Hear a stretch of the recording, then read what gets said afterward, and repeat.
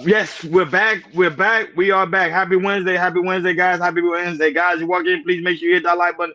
Please make sure you hit that subscribe button. Please make sure you hit that notification bell on the right hand side. Remember, we do go live each and every day at 7 o'clock Eastern time. Like always, thank you for tuning in to KR Culture Radio. Hakeem Jordan, what's cracking like it? What's cracking like it? What is cracking like it? Living a dream. We are back. We are back. We are back. It feels good to be back for the little break where we have. So we about to have some fun today. We got plenty of topics to go around. So let's go. Let's get it. What's up, Mimi? Shout outs to Mimi. What's good with you? Shout out to you, Mimi. We see you.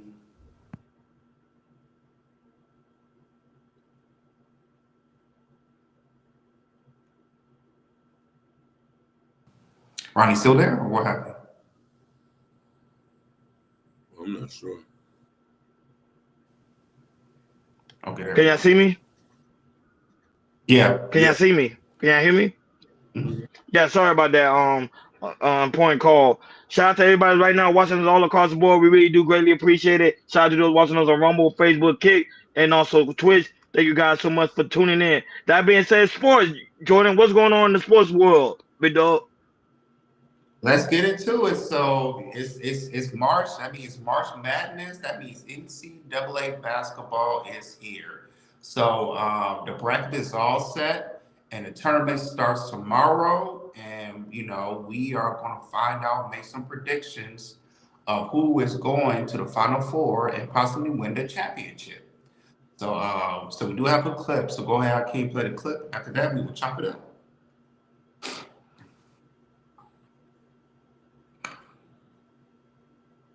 UConn, as an 8 seed, the two-time defending national champs will have a difficult road to a three-peat. Our guys are going to pick their champs shortly. But first, let's take one more look at the entire bracket, starting with the upper left, where Auburn is the #1 overall seed. And, Seth, what intrigues you here? Well, again, UC San Diego, the Titans, their first year in Division I. I liked Iowa State a lot more about 10 minutes ago. I just found out Keyshawn Gilbert for Iowa State not going to play. That's going to be big for them to have him out. I like the Yale Bulldogs, and I think this battle with Texas A&M is going to be a slugfest. Who would think an Ivy League team will get into that? But Yale could take on Texas A&M. I'm going to take Yale in that one. All right. And I like Yale as well. I like the Bulldogs, physical, good offensive team. And then Louisville as an 8 seed is very interesting in a potential second-round matchup with Auburn. All right, we are flipping over to the West now here. Clark, why don't you start us off? Well, I'm going to start with the team I think is most complete in the country in Florida. That team has played extremely well. Colorado State as hot as anybody. Grand Canyon, Maryland really appeals to me as must-watch because of how well Grand Canyon has played this season. We got tortoise in the hair here. I'm going to take the hair with the upset at number 11. And the real dangerous team I think Texas Tech. I think they can handle the physicality of St. John's. I think they beat St. John's in the Sweet 16. Very intriguing. Let's get over to the top right-hand corner of your bracket at home, the East region. Jay. I like Oregon as a 5 here. Oregon is tough to play against in a tournament because Dana Altman changes defenses so much. You run into him. I think they could get past Liberty, and I also think they've played Arizona before. They can get past them, too. Yeah, Liberty's been terrific. The Flames are really hot. Hard team to play against, but I, too, like Oregon exceeding. Moving on in this particular match. And then you go down to the bottom of this particular bracket for me. You think about Alabama making a run to the Final Four last year. They've been a little disjointed, a little inconsistent. Can they find their rhythm and get back to a Final Four? We'll see. All right, next stop, the Midwest region, the bottom right, Houston, the top seed. Seth, what jumps out? Again, I do like Utah State in that 7-10 matchup. And you just have a lot of really good offensive teams here. But at the end of the day, the Cougars, I think, reign supreme. And again, McNeese, High Point, Sweet 16. Woo! Just in case anybody didn't hear me light myself on fire early in the show. Give Coach White great credit for getting Georgia to the tournament. A great run this year. But I think this Gonzaga team is playing on the top of their game right now after beating St. Mary's in the final. They go up against Houston. That game is going to be a monster game, but I take Houston in that game. Hey, Hakeem, I sent the bracket down. It should be all the way at the bottom, so it can kind of help us talk about who's going to go to the Final Four and who's going to win the championship. So yeah, people, there you have it. It starts tomorrow, March Madness. It's going to be crazy. And also if you build a bracket, if you get a perfect bracket, which I think it's never been done before, you can win $1 million. So that's my bracket. That's my bracket that I made. My picks. But go ahead, Ronnie. Who you got in the Final Four, and also who you got winning the national championship, NCAA championship? Yeah, well, based on the Final Four, I got people want me out, but I got Drake. I kind of like the Drake team. Drake team been coming in with a lot of fire, a lot of enthusiasm when it comes to these young men. Michigan is one of them as well. Uh, Bama is one as well. That looking at it. Let me see the full graph of it. Pretty much based on the Final Four, this is going to be a very interesting basketball season when it comes to the basketball season. But those are my predictions, and I think also, if I'm not mistaken, Duke is still in the running. If I'm not mistaken, or they got kicked off. I'm No, not they're sure when it still comes the to that. running. They still number one. I have Duke. To be honest, I got Duke winning it all because I like the center. That center, that young man, is very enthusiastic, very electric. Even though he got hurt in one of the games, he got hurt, but I think he coming back with that fire and that he's actually one of the favorites that's gonna actually go to the NBA. So I got Duke winning it all this year for me. Go ahead, Hakeem, your commentary on the Final Four. Oh, you're on mute. Did UConn play Maryland already? No, not yet, because it starts tomorrow. Okay, so, oh man, I'm a little bit biased. I got UConn. I got Louisville. Mm-hmm. I'm gonna have to go with Arizona for the East. Mm-hmm. And damn, this is hard for Midwest. I'm gonna say UCLA. Okay. I'm gonna say UCLA, and for the championship, I'm gonna go. I'm gonna go. I'm gonna go. I'm gonna go. Damn. I'm gonna go Maryland. I'm gonna go Maryland and UCLA. Okay. All right, for me, yes, like you see, that's my bracket I did. I did this a couple of hours ago. So unfortunately, I have no number one teams going to the bracket. I see, I'm biased. So you see, I got Michigan go all the way, but when it comes to like when it comes to the bracket of Duke is good, but I could see them come, not making it. I got them making it to the sweet. I got them to the Elite Eight and losing to into Arizona. So I got Arizona in the Final Four. And then when it comes to Clemson's, Houston, I got Clemson beating Houston in the Elite Eight. And then they play Kentucky, which I think Clemson could be Kentucky. Clemson could be Kentucky. I got them in the Final Four. And also, I got Texas going all the way to the Final Four. And me being biased, I think, Michigan, we playing very, very well. We did good. We won our Big Ten tournament, and I think we can go all the way. So I might be wrong, but hey, I'm going with my Michigan Wolverines. So shout out to the Michigan Wolverines. Hopefully they can go and win it all this year. Now, but shout out to also White High. That's also in the building. The lovely Mimi, co-host of Shice Avenger, is the first one in the building. Shout out to you for being here. We really do greatly appreciate you for being here. And I but shout out to those watching us on Instagram, Facebook, Kick, and also Twitch. Guys, make sure you follow. So very important for you guys to follow so you never miss it when we go live or when we take a break so you guys would know for any important announcement. White High said he's going for University of Houston. I don't know about University of Houston, but I think it's gonna be Duke or Michigan go all the way this year. That's what I'm looking at right now when it comes to the aspect of March Madness. Money, money make the world goes round, and money that what everybody think about to have in their wallet. So Jordan, what's going on with the money, big dog? Let's get into it. So we gonna talk about something different. There's sometimes that we might have some money, and we might have hard financial struggles and everything. And we're gonna talk about the tips to help when you're stressed about money. So as we know, we go to Yahoo Finance and talk about what we need to talk about. So go ahead, Hakeem, play the clip, and after that, we'll chop it up.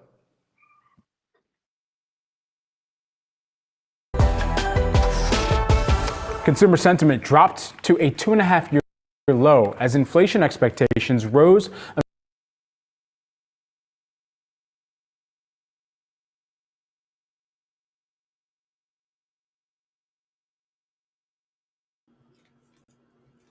amid President Trump's recent tariff campaigns. The data from the University of Michigan, alongside the recent move to the downside in equity markets, reflect many of the financial anxieties Americans are currently feeling. We want to wade through some of these anxieties and give people some actionable advice to handle their money in this moment. Here with more, we've got financial therapist Amanda Clayman. All right. Deep breath here. Amanda, where should we begin here, especially as there is market uncertainty amid this recent downturn? How do you make decisions about where to put your money in an environment like this? Ideally, we make decisions holistically as opposed to reactively to some very distressing emotional triggers here. Certainly. Okay. And so with that, how do we cope with that financial anxiety that naturally arises, and what are some actionable steps? Yeah, the first place that I really like to begin with people is taking the opportunity to notice how we are experiencing our body. Fear is really, really felt in our physiological arousal system. You may have heard fight or flight as a reaction. And a lot of us, when we hear distressing financial news, go into that fight or flight reaction. So we want to engage the body and speak to the body in the body's own language. And one of the ways that we can do that is with breath. A really great technique is what's called 4-7-8 breathing, where you breathe in, you inhale for a count of 4, you hold the breath for a count of 7, and then you release the breath slowly over a count of 8.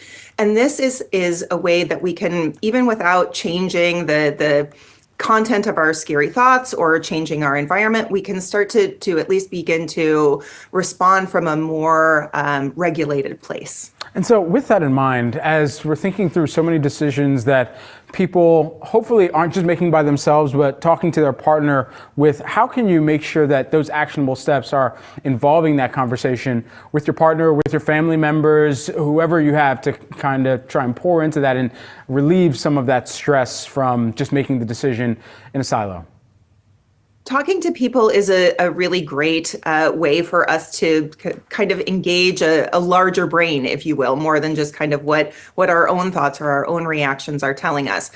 It's helpful, I would say, in ideal circumstances, if we already have a regular practice of talking with some trusted folks. Maybe that's an advisor, maybe that's a spouse or partner, or somebody else who we really trust their perspective when it comes to what's happening in the markets, when it comes to decision making about money.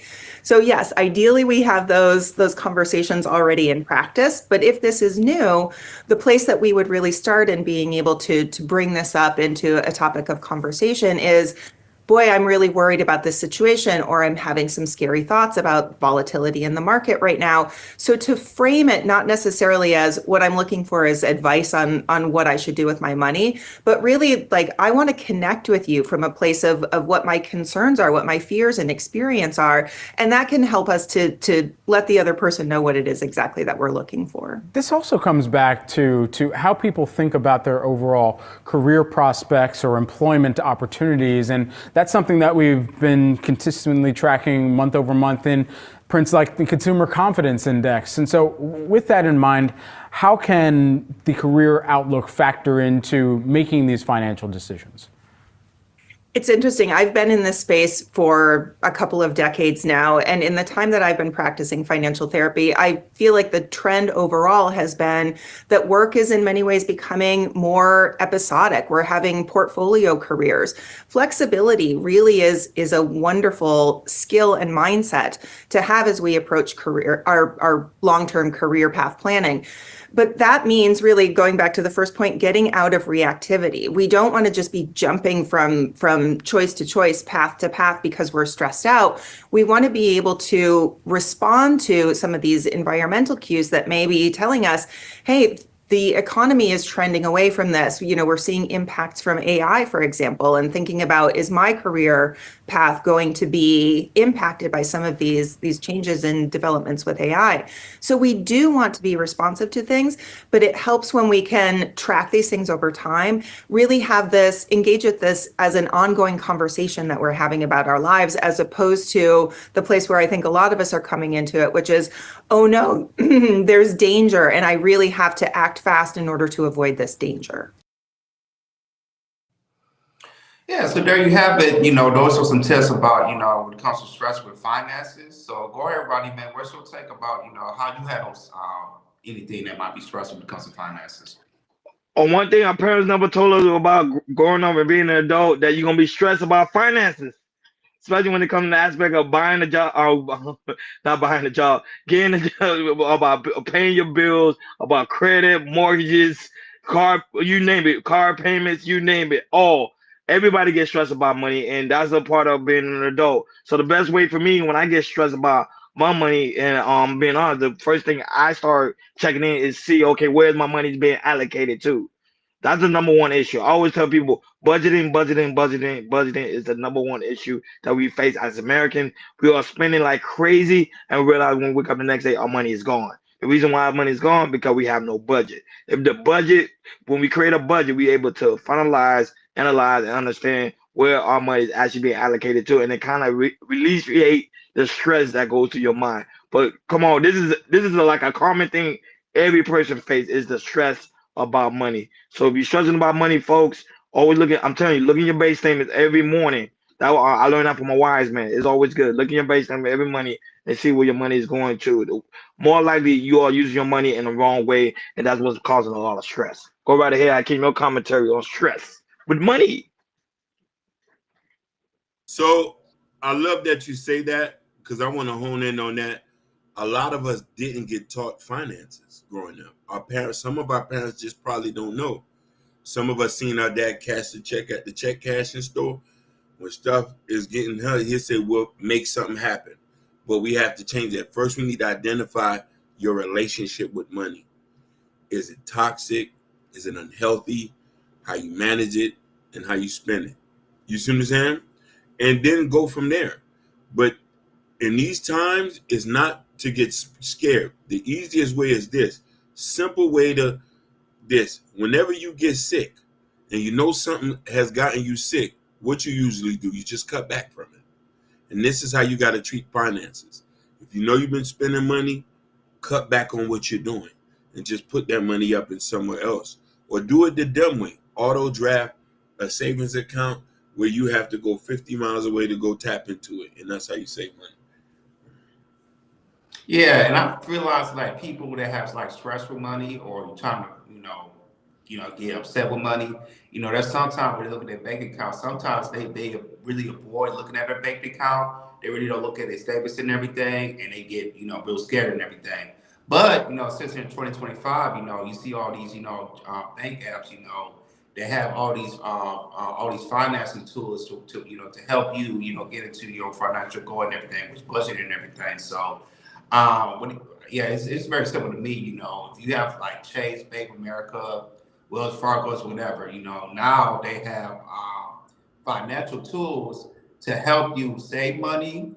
Also, remember, look at your statements, what you're spending and everything.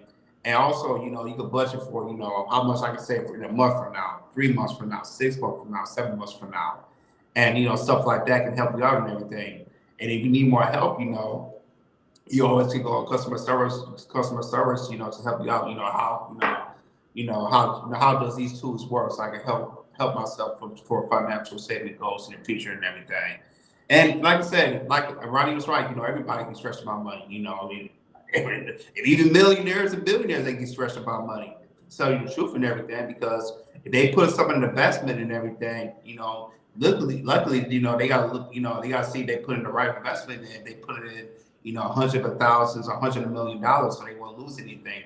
They won't lose out on their investment and everything. So yeah, just look at your tools, that's all your app help you with that, and also, ask somebody for help, talk to a financial advisor to help you out and everything. It's never wrong with doing that to avoid being stressed about money. And now that Mimi did actually gave some good advice too in the chat. I don't know how King want to read some because there's actually some good financial literacy. I wouldn't say, he said, I wouldn't say every morning, but check it at least once a week. And truly, we as people need to see it on paper, see it print on a sheet, write it out aloud, and revise. Yep, that's a good way too. But everybody have to go ahead. There was another comment. No, there was another. She said, I wouldn't say every morning check it, but at least once a week. Truly. Oh yeah. Oh no, this is on my bad. It says figure out figure it out where you can cut spending and where you can save even just a little time. Yep. Most of the time, that's the number one issue. We spend our money on stuff that we actually don't need. Why I also came over to go too. He said Ramsey solution teaching since 1993. I'm also a heavy Dave Ramsey fan. I'm being honest. I listen to him heavily every morning. So he also has some good financial advice to keep you in the right track to eliminate that and then find a way. Pretty much like how we were stating, where is your money going to? Most of the time, your money is going in the wrong space, and that's why a lot of people haven't a lot of financial money issue. Or another thing too, we spend money on things we actually don't need. I got clothes that I realized I could have literally saved because I really don't really go out that much, and I spun it on stuff I really don't need. You get what I'm saying? So that chances are that with it. Like, share, and subscribe, guys. Don't forget to hit that notification bell on the right hand side so you never miss it when we go live. Shout out to everybody that's watching us all across the board. We really do greatly appreciate it. We got over 30 people watching us right now in the building. Hip hop. I think everybody knew hip hop was coming. Hip hop, Jordan. What's going on in the hip hop world?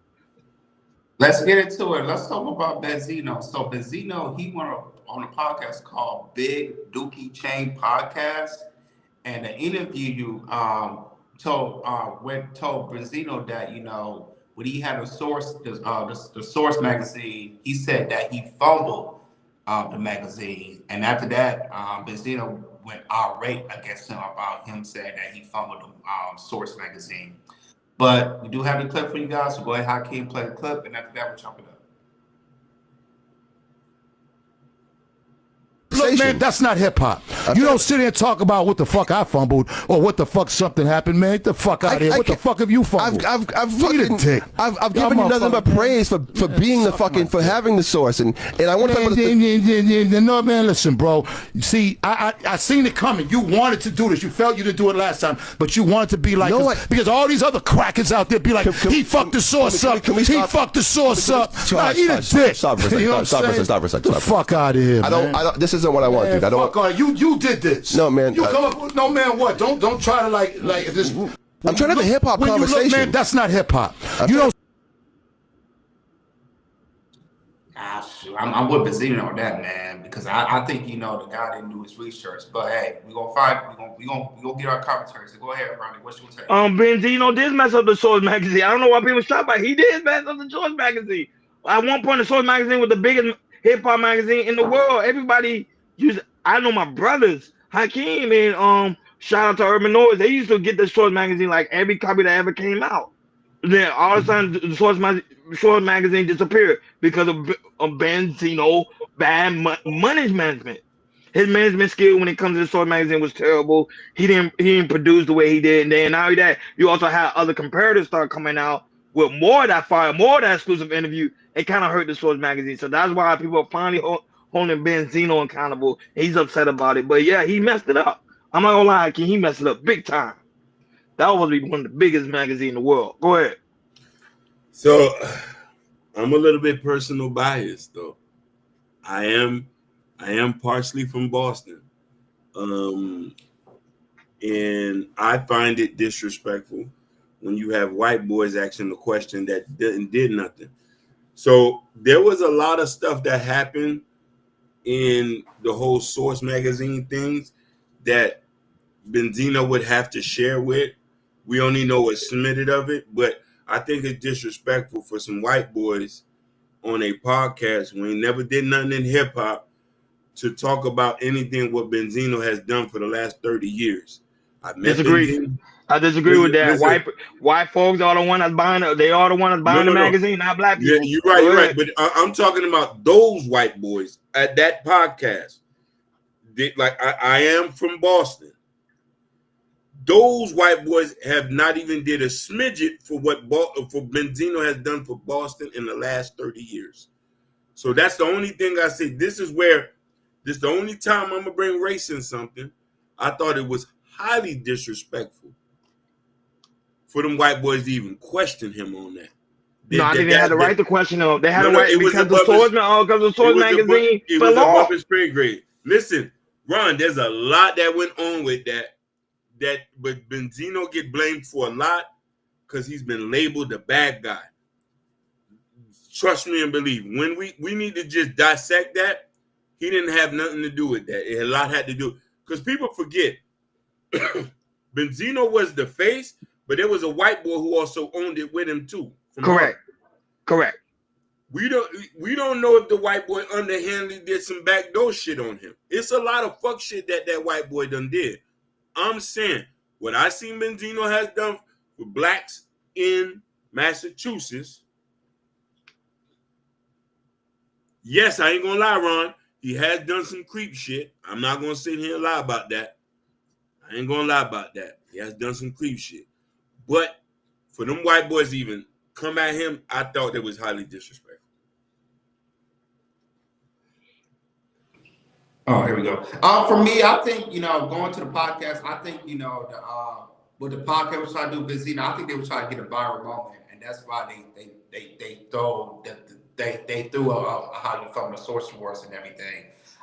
Just to say something like that, just to get a viral moment, see they could go viral and everything.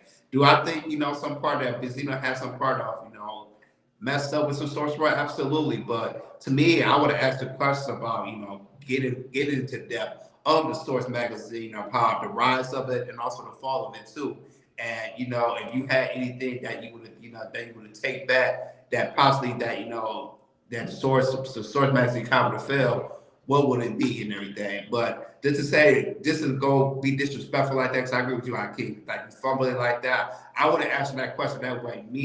I would have dissected and get into, like I said, the rise of it and also the fall of it. So. But yeah, this was just trying to get viral moment of get Benzino riled up because even though Benzino was 60 years old, he's very very emotional. You say something wrong, especially about the source magazine, you definitely go rile him up, you go start cussing all that type of stuff. So I definitely knew what the white guys from the big Duke Pie were trying to do. They were trying to rile him up and see if they could get a viral moment out of it. Think about it, Jordan. The Sword magazine was one of the biggest to the point they created a war sword, war show for the Swords magazine. Yeah. That's how big they were. To me, I don't think they should have never fell off. But the way Benzino and of course his co-partner, the way they handled the Swords magazine was, to me, it didn't make any sense. Hakeem. To this day, Swords magazine still be around. How powerful Benzino was back in the day. I'm not gonna lie. Remember, Hakeem, you had all the copies. You probably still have the copies. I still got tons of them, but I just gotta look for them. See, look, you still have the copy, which is a collectible item because you still have a lot of copy of them. Benzino, man, I love Benzino. Don't get me wrong, I love his work ethic. I think he was the hardest, like you said, he was the hardest person in Boston. But the way it fell off, man, I don't think it should have fell off the way it did. Guys, let us know what you think in the comments. Like, share, subscribe, guys. Don't forget to hit that notification bell on the right hand side so you never miss it when we go. So we never miss it when we go live. Shout out to everybody who's watching us all across the board. We really do greatly appreciate it. It's Wednesday, panel Wednesday, guys. Don't be afraid. If you want to come on the panel, let us know, and we will drop the link for you. That being said, go ahead, Jordan, with the trending topics. All right, let's talk about the main topic of the day that we have. Let's talk about Jess Hilarious, and she's been trending all week. So I'm gonna make it quick as possible. So Jess Hilarious, she has a problem being at the Breakfast Club. So she went on the IG Live last night and trying to address the elephant in the room about the co-host and everything, and how when she came back, everything was being different, and the communication was really really messed up and everything. And it's likely that in the past week or so, she hasn't been feeling it. And it's rumored that that she has not been when it comes to her contract is up, that they might let her go and they might bring in a new co-host, which she's on the show right now. So this morning, she went to address the elephant of the room, and we really talk about the problems she has with Breakfast Club. So go ahead, Hakeem, play the last slide first, and then after that, go back to the first slide and play the couple slides, and after that, we'll chop it up. Hold on 1 minute.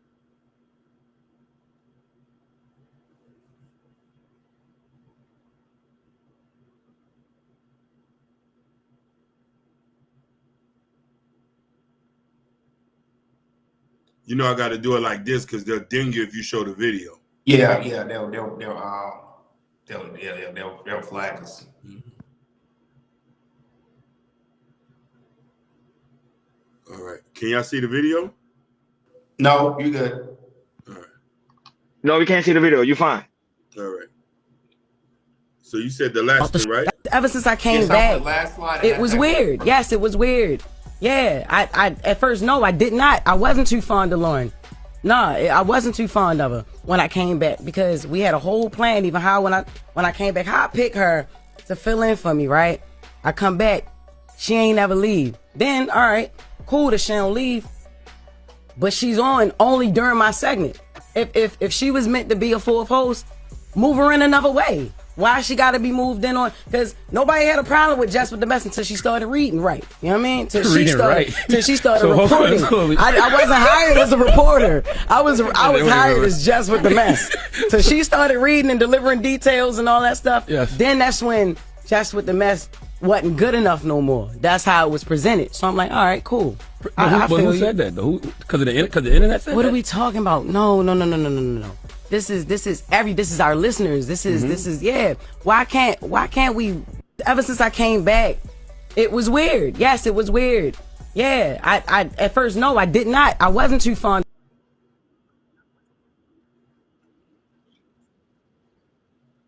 Jordan, you muted.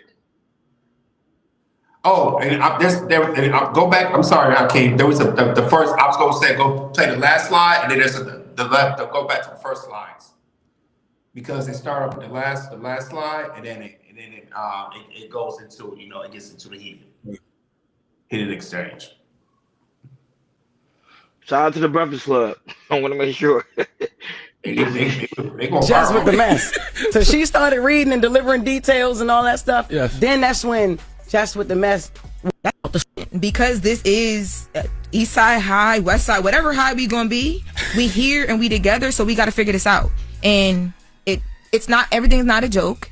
And I can understand some of where you was coming from, but bro, part of that live I thought was crazy. I'm like, what, Jess? Like, what part did you think was crazy? What part? Because like, one, it's not like you didn't hear anything in that live that I haven't said to you. I heard a lot that you didn't say to me. Okay, so what part did I not say to you? Okay, so the part about the talking over each other and the hush, be quiet, because you talk about how you feel in real time, right? Yeah, I'm feeling in real time. That be quiet. That was crazy. The shut up. I was like, oh, okay, because what we really giving up here? Like, what's up? Okay, right?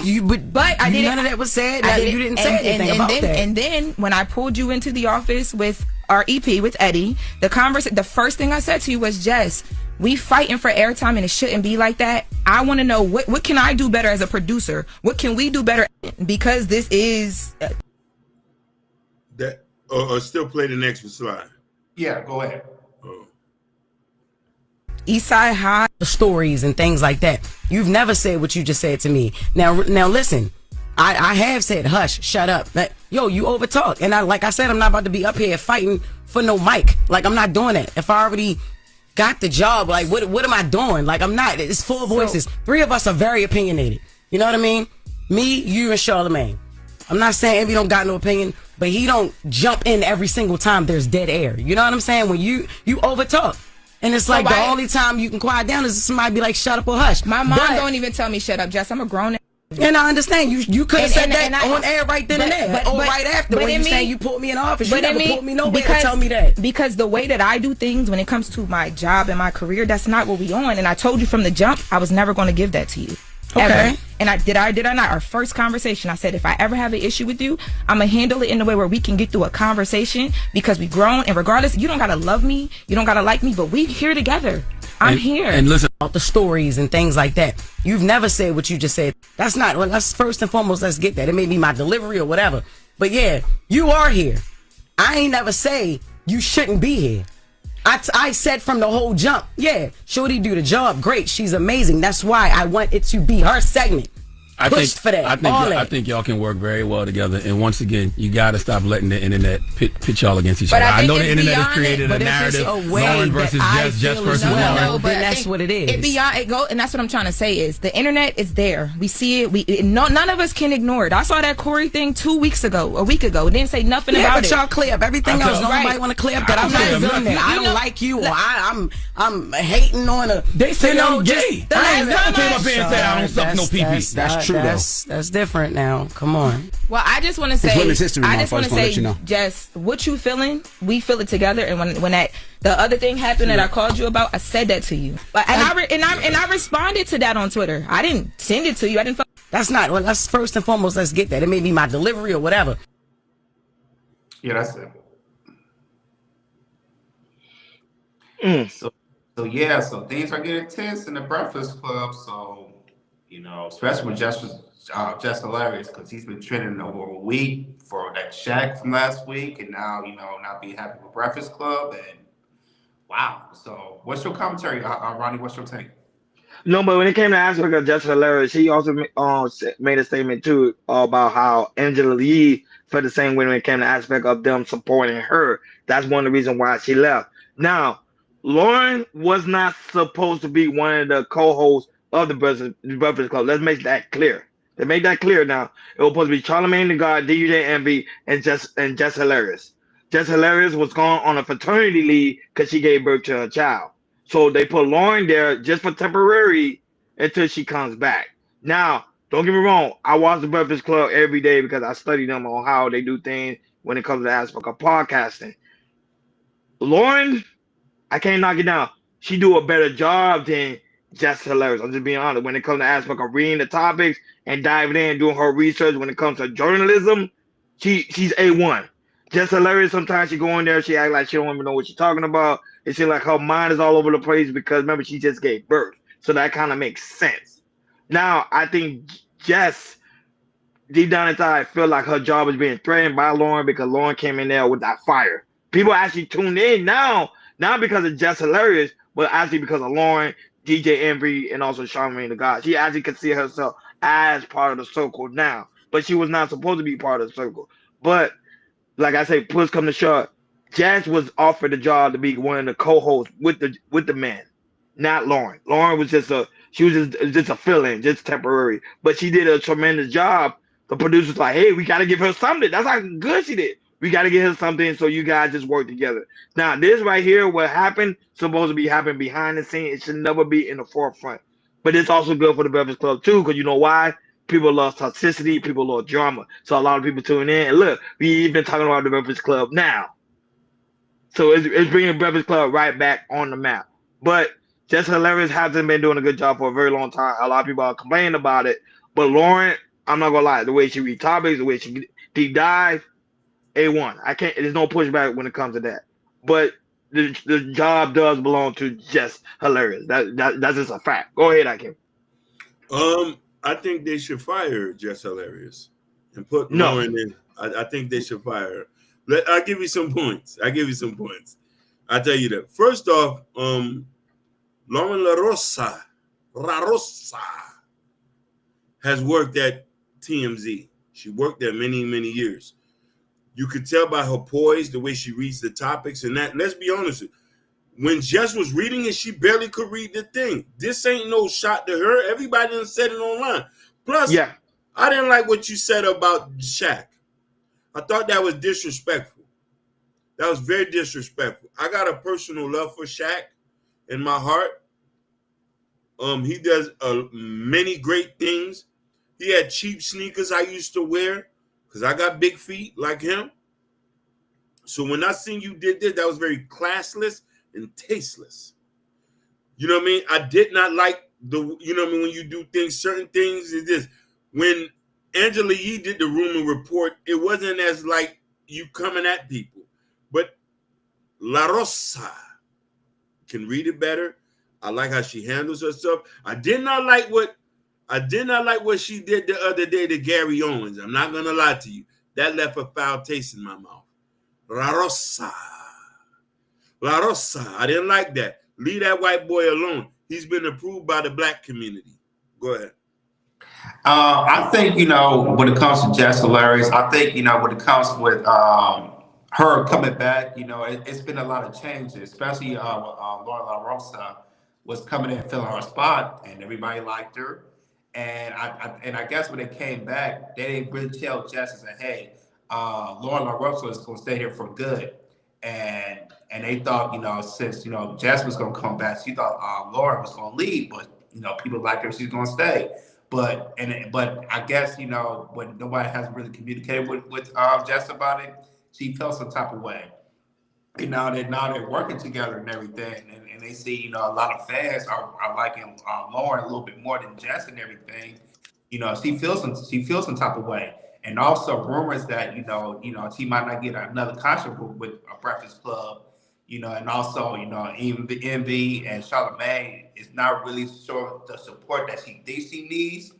When it comes to her, you know, staying with the job and everything, you know, if she felt some type of way. That's why, you know, last night she went on IG, she lashed out, and eventually she went up in the morning and then dressed out for the room and everything. So I think personally, I think Jess should stay, but I don't think she's not feeling it, and I think she's going to leave. You know, she said that, you know, she at the time, she loved to be there. She wanted to be there. But right now, she's not feeling, Breakfast Club no more. You know, she's not feeling our radio. And she also said last night that, you know, I feel, better, doing gigs and everything than actually, going in to a place which, that's not really communication that, she says it's kind of run like a high school. That's what she said and everything. So I think, Jess, Hilarious, and Lauren should work it out, because I think it's better if we have two female co-hosts and two male co-hosts instead of one.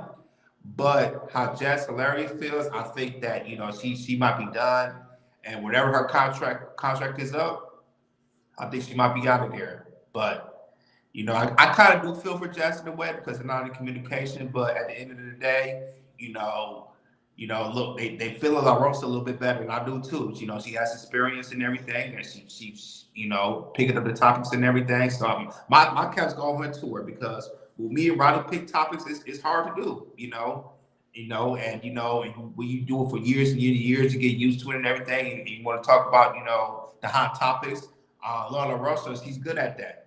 She's doing it for years. So my cap go out to her. But Jess, it looks like she's not going to be there for long, and I think they're going to renew her contract.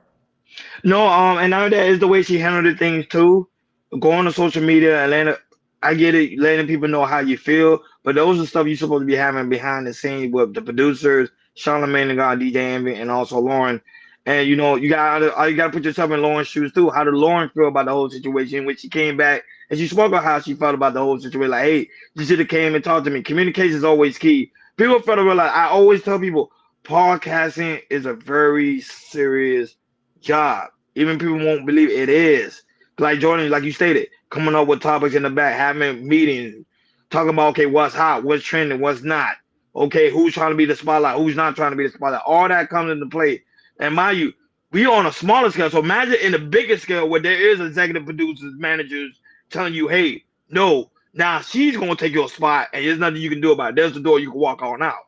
So Jess Hilarious, I think she just need to talk it out with the producers and work things out. I don't think she should leave, because I think she make a great impact to the show. But we already know who are the two golden goose at the end of the day is DJ Envy and Charlamagne the God. Them guys ain't going anywhere. I don't see them going anywhere. So like, share, and subscribe, guys. Don't forget to hit that notification bell on the right hand side so you never miss when we go live. Shout out to everybody watching us in the building. We really do greatly appreciate it. Shout out to Ruthless Truth. That's back. Thank you so much, Big Dog, for being here. We really do greatly appreciate it. Shout out to Mr. Darlock, also in the building. And shout out to Jordan's lovely wife, Mrs. Kia. Zakia is also in the building as well. Shout out to also Country Wayne. Country Kane. My apologies. Watching us right now on Instagram. Thank you so much, Big Dog. We really do greatly appreciate it. Shout out to the 10 people right now watching us on Rumble. And shout out to the 30 people in total watching us all across the board. We really do greatly appreciate you guys for being here. Go ahead, Jordan, when it comes to trending news. All right, we got some sad and tragic news coming out in Massachusetts. So a 17-year-old teen was charged of fatally shooting his 20-year-old brother over an argument. This is sad, sad, sad, sad. So go ahead, Akeem, play the clip, and after that, we'll chop it up.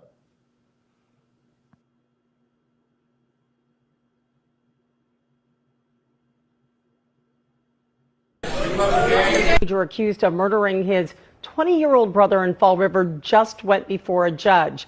The shooting happened inside their home.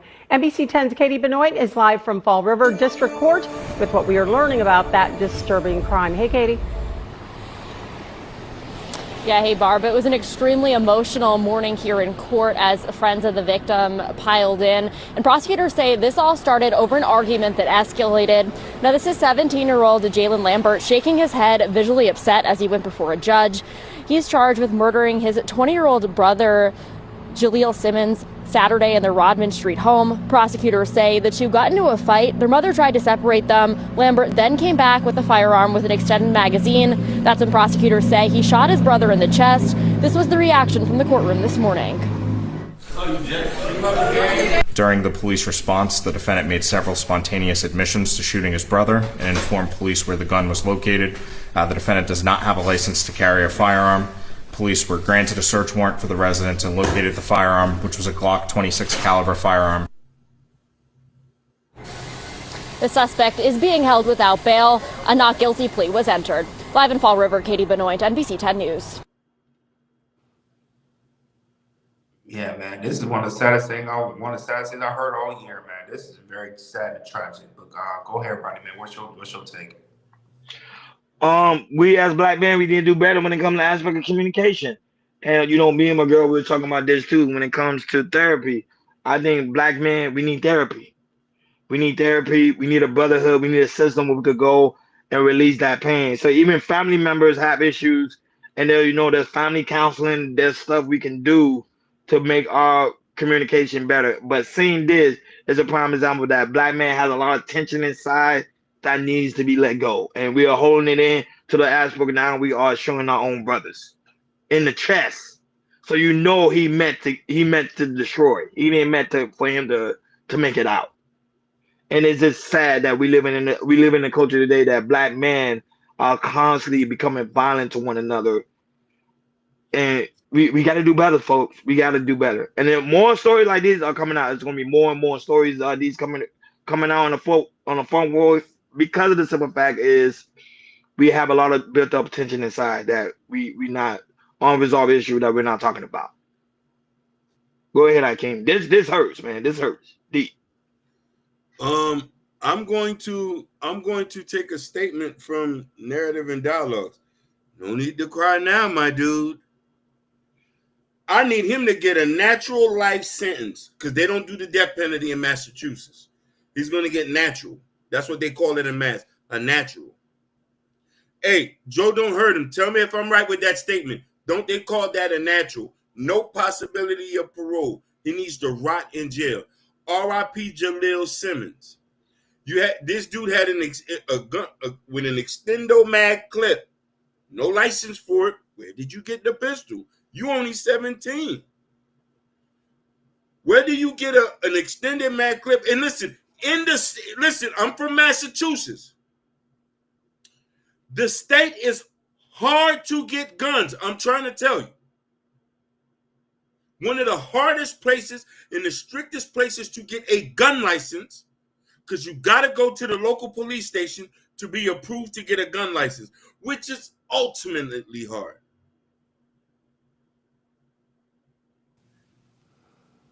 With that being said, you had an illegal pistol. You shot your brother. If I was his daddy, I said, fry him. I'm going to feed him to the beast. Fry him, cook him. I just lost my 20-year-old. I loved him more than you anyway. Yeah, and also if they said family is fresh, shout out. We love you during the arrangement and everything. I as a family member, I can't think about that, man. It's this right here is very tragic because we always have siblings, brothers, and everything. I can't imagine, even go to that extent of think about taking my brother's life out like that. It's damn sad and it's heartening to see something like this, that you would take your older brother out because of something that you kind of disagree on. It's very sad, man. We definitely need to talk with one another. When it comes to brothers, big brothers, little brothers, whatever. It's we have arguments, fine, but it should not go to the extent of trying to take somebody out. And for that 17-year-old, I agree with you, Hakeem. He needs to do life. Because you took your brother out, man. You took your brother out, and it should never get to that extent. But unfortunately for him, it did, and he needs to definitely do life in prison. And people fail to realize communication is an art. there's something called the art of communication. And I think we as black men, we have to learn that art of communication when it comes to aspect of our women, our kids, and also our brothers. We have to have that art of communication. I'm learning that now. Like, share, and subscribe, guys. Don't forget to hit that notification bell on the right hand side so you never miss when we go live. Shout out to everybody right now watching us all across the board. We really do greatly appreciate it. Hakeem, your comment really feathers some people in the chat. So shout out to Ruthless Truth. He said hard judgment. Is it? Go ahead, Jordan. Moving forward. Go ahead. Listen, I'm gonna answer. Go ahead. You say, what did it say? Are you from Roxbury? You sure weren't one of those missing members in New Edition? No. Hey, listen, I'm actually from Cambridge, so that's on the North Shore. You know what I'm saying? Yeah. But shout out to Jordan Hurdle. That's also in the building too. Blessed be upon you. It is Ramadan month. But go ahead, Jordan. The next topic. So DL Hughley, he was on live yesterday. He called. He told how Trump used black people as Furbuloso, which is washing detergent, how he used for black people to clean up his messes. So go ahead, Hakeem, play the clip, and after that we'll chop it up.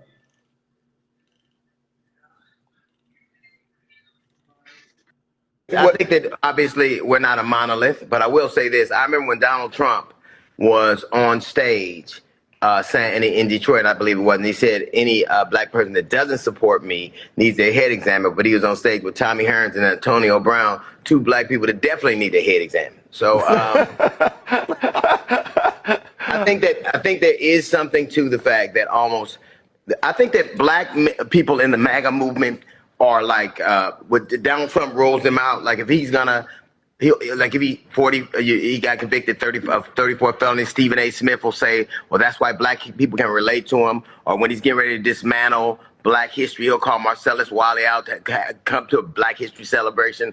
Or when he's defunding cancer research for kids, he'll call a black kid out who has cancer. So he uses. Donald Trump uses black people like most people use Fabuloso to clean the smell up. Well, look, but believe me, this is not my defense of Donald Trump. I have lots of issues, but it's not exclusive to black people. I mean, gay people. There are gay people. No, a lot of them who support Donald Trump, and gay marriage is on the chopping block. But look at what they all have in common. They all have this in common. They are willing to do the most onerous things to the people who are like them. They're all willing to do all those things, and they know that they're going to be tokenized. They know that they're going to be. A lot of times, you can tell what they feel by what they can't say. They never speak out an objection to anything, and they oftentimes go against. I think that obviously we're not a monolith, but I will say this: I remember when Donald Trump was on. So yeah, so that was D.L. Hughley, making jokes about, how Trump used black people as some cleaning solution and everything. So go ahead, Roddy. What's your take on it? The Democratic Party does the same thing. When the Republicans in the House, they say they use black man as a puppet. When the Democratic Party is in the House, they say they use black man as a puppet. Both parties does the same exact thing. I don't know what is the big issue for. They use black man as a puppet. Okay, then so what? At the end of the day, we voted. A lot of black men voted them in. Same thing when it came to the aspect of the Democratic Party. A lot of black men voted Joe Biden in. So it is what it is. Us as black men, we have to have our own political team, our own political system, so we can actually make an impact when they come to aspect of our community. If you know they're not for us, then don't vote for them. If you think they're for us, vote for them. It is what the case may be. But I don't know why DL Hughley making a big deal out of it when his party, the Democratic Party, does the same exact thing. Go right ahead, Hakeem, your commentary. I like that he said that because now we're playing like identity politics at times. Blacks in media only there to shit on it. You know what I mean? So when I hear D.L. Hughley speak, I've never heard him spoke from a conservative mindset. And this is one person that I say that we have to look at things in a different perspective. Ron said it clearly. Everybody uses everybody. The Democrats have used us way worse to support liberal ideas that hinder black people and set us back years. We wasn't moving no forward this. We need something different. So I just want to see something different. If there's a problem, Jordan, you said this many times in many shows, we just got to take care of stuff locally. Vote locally. That's where stuff matters. From the federal level is on a whole different perspective. So that's all I'm saying with that.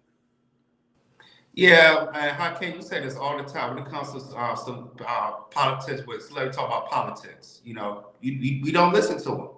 We don't, because first of all, celebrities, you know, they have a little bit more money than us and everything. They're in a different tax bracket and everything. You know, they live a little different lives than we do and everything. And Ronnie was right. You know, Democrats, they do the same thing. You know, this is politics. You know, when it comes to elections, also midterms and everything. It's a popularity contest. So, you know, they like I said, when it comes to Democrats, you know, they're gonna hire these black people to say, hey, don't vote for this type of party and everything, you this or that, or Republican Party, you know, they hire some people that'll say the same thing and everything. So yeah, people, when it comes to, you know, celebrities and everything, do not bother. Just go by what you think and everything. What you know, look at, you know, what's going on, you know, in your state, what's going on in your city, and what's going on in what's going on, you know, in our United States of America. And, you know, and do your own research. When it comes to celebrities, do not listen, because sometimes they don't know what the hell they talk about, or they might be being paid under the table. So DL Hughley, to me, he's somebody do not listen to. Did I freeze? Hold on, Jordan froze. Give him 1 second. Hold on. Give him 1 second. I thought I froze. Yeah, There you go. Yeah. But anyways, yeah, people don't listen to them. DL Hughley, he just, you know, a puppet to the Democratic Party. That's it. I would say, like, share, and subscribe, guys. Don't forget to hit that notification bell on the right-hand side so you never miss it when we go live. Shout out to everybody who's watching us all across the board. We really do greatly appreciate you guys for tuning in. That being said, last topic on today's show. Go right ahead, Jordan. All right, let's talk about Kai Cenat. So Kai Cenat, you know, he talked about how every time he goes to like a international country, he flies out the country. He was talking about, you know, how, you know, there's people coming to him, you know, want to get autographs and, you know, want to take pictures and everything. And he told me, you know, he's been woken up 3 times that somebody was in his face like this and asked for autographs, all type of things as well. So go ahead, Hakeem, play the clip, and after that, we'll chop it up.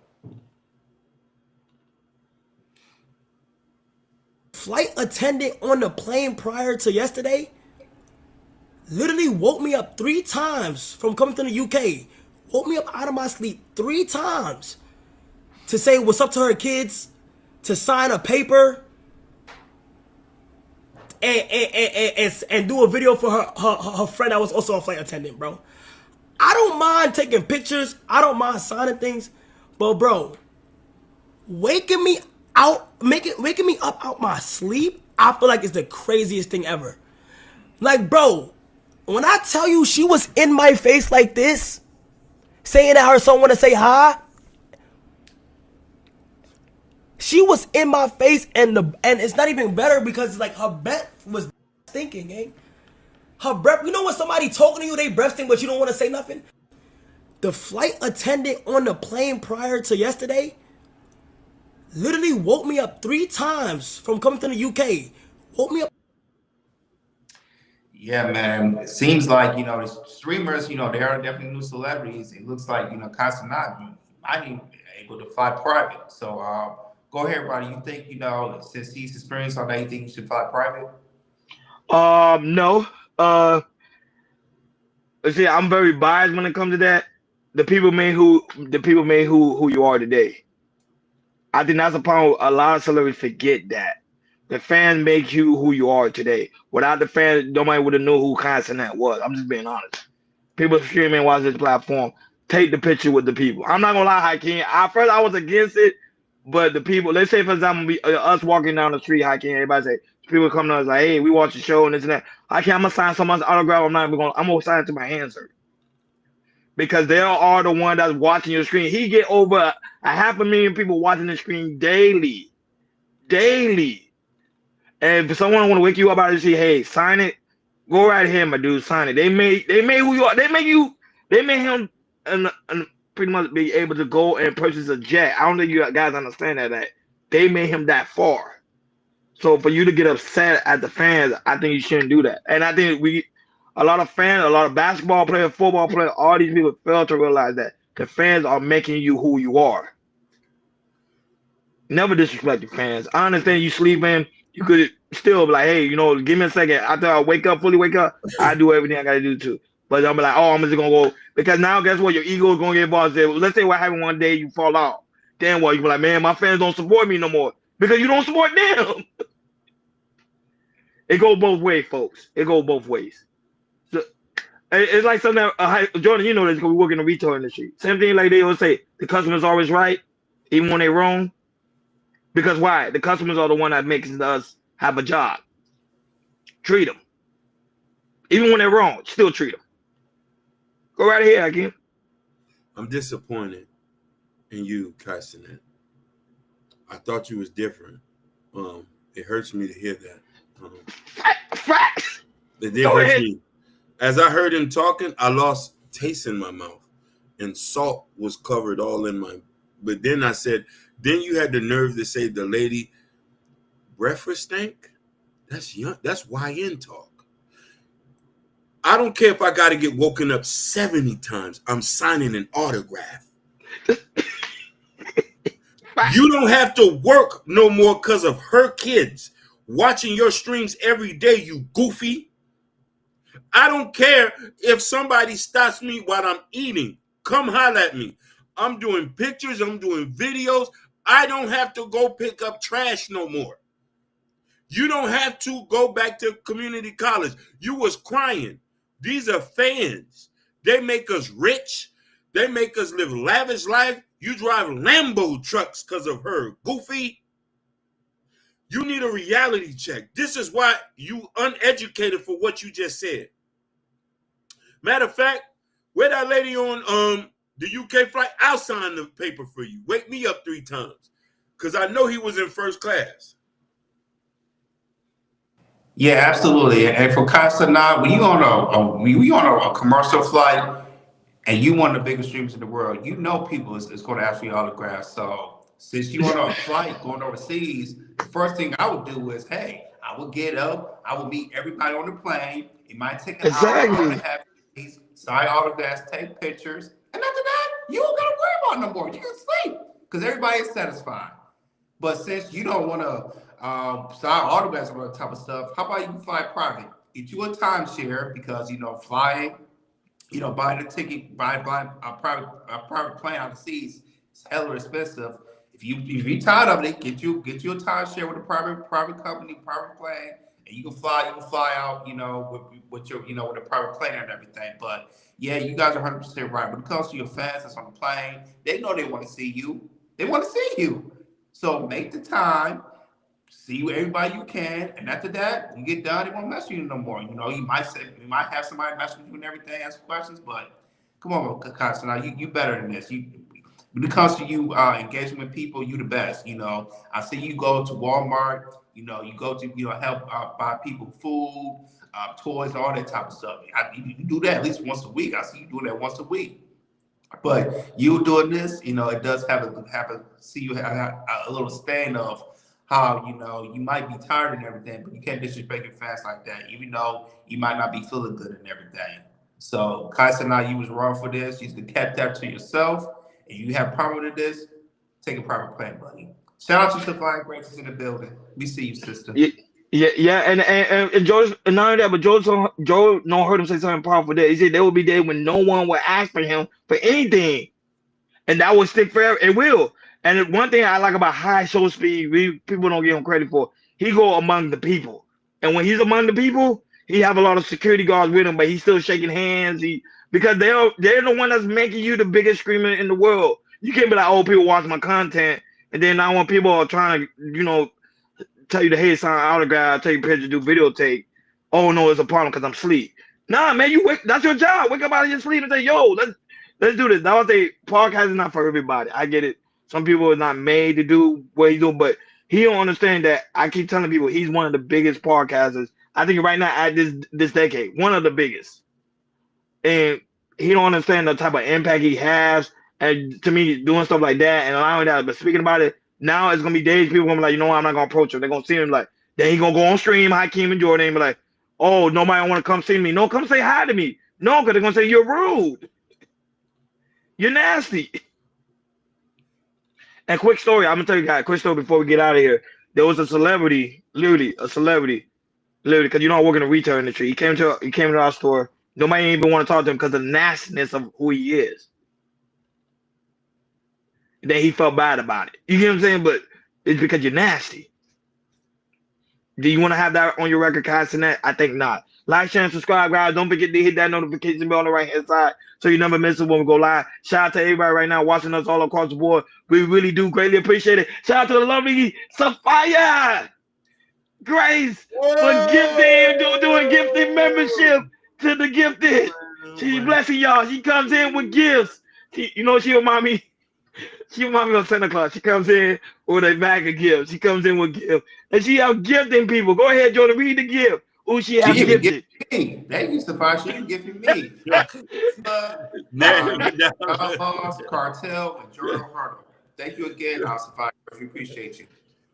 Thank you so much, Sophia.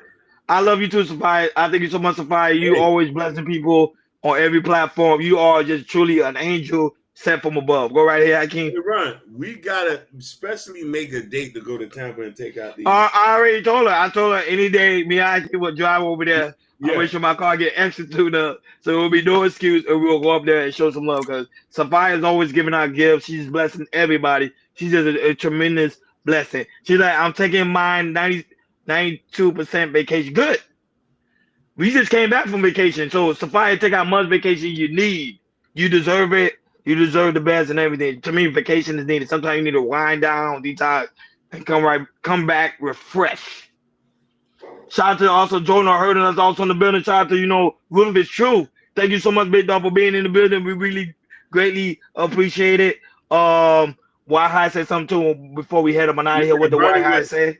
Ronnie said, was he a former basketball player with the Cleveland Cavaliers? Oh, no. Actually, he was a Heat player. Who? A Miami Heat player. Oh, yeah. Okay. Miami Heat player. I already know who you're talking about. Yeah, so I'm not going to mention his name. I already know. We're not going to mention his name. We're not going to mention his name. But, yeah, it was a Miami Heat player.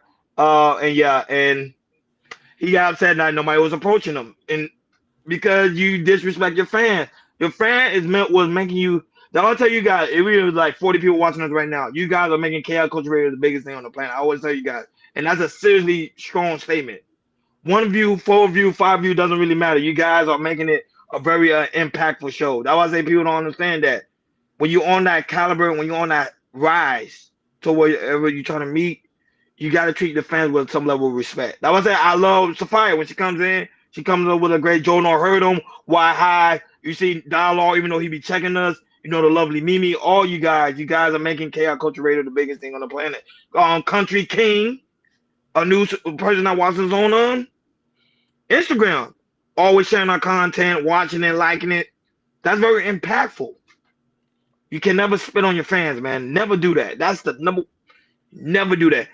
Kodak Black learned that, Hakeem. That's how he became famous. He never.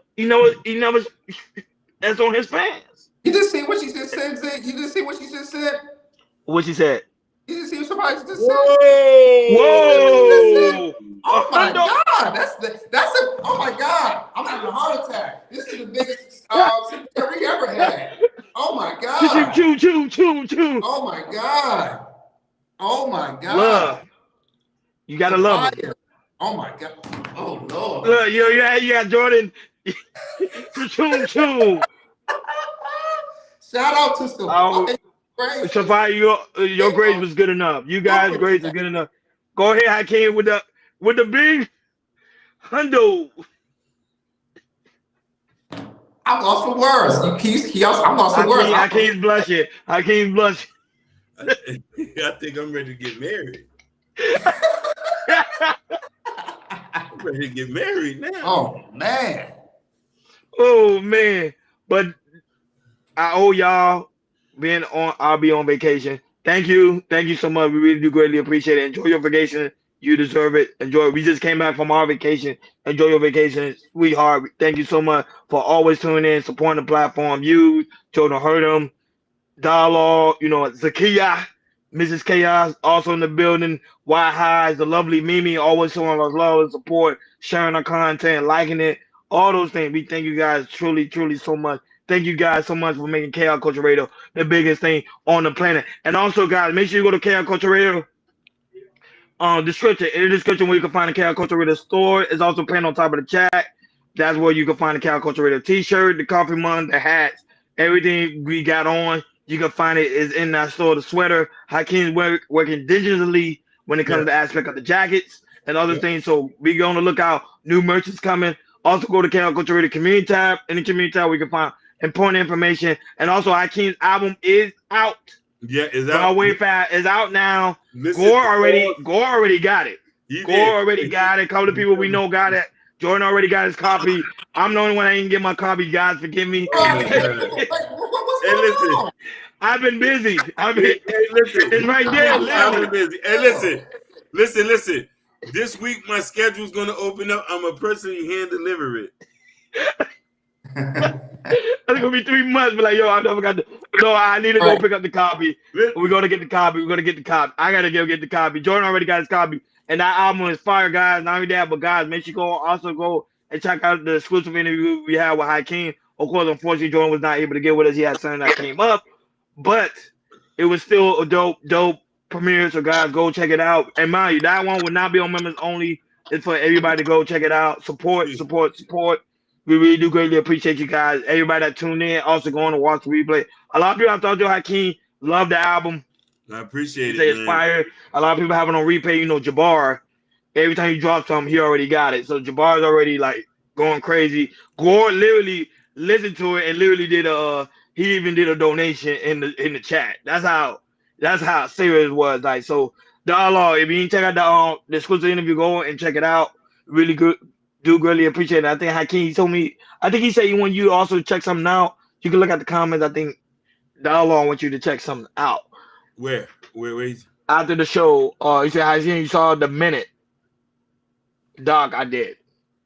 Oh, okay. I'm gonna go look at it. Yeah, so I'm gonna check it out too as well. So guys, okay, go ahead. I'm gonna check his. I didn't know if it's his old page or his new page. I think it's his new page. Right. So guys, thank you guys so much for tuning in. KL Culture Radio is back than ever before. Thank you for tuning in to KL Culture Radio. Panel Wednesday, we over and out.